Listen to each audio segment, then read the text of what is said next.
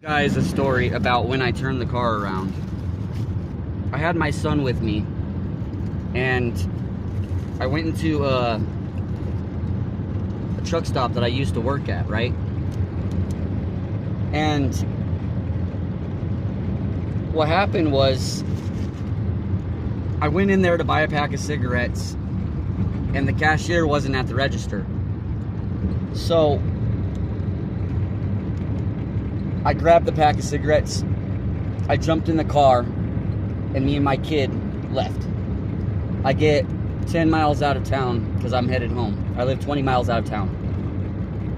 And I told my son, I stole that pack of cigarettes. Cashier wasn't at the register, and I just grabbed it and left.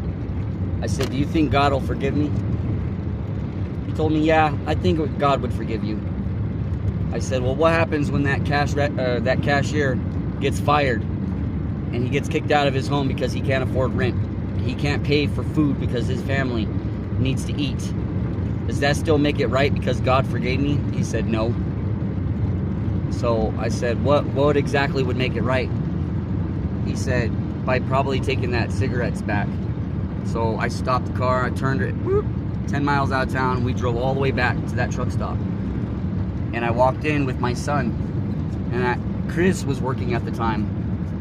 And I said, "Chris, I wanted to tell you that I stole this pack of cigarettes, and I wanted to bring this back and actually pay for them because you weren't at your register, and I took them while you weren't there.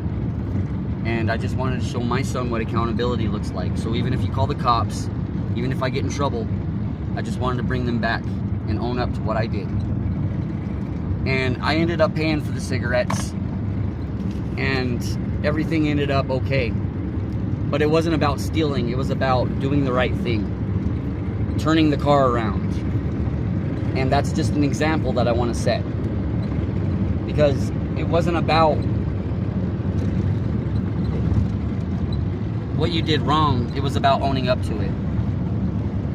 So I hope one person hears that and says, "Shit, I need to turn the car around because I know what's going on, I know something's wrong, and all I have to do is just turn the car around." Much love.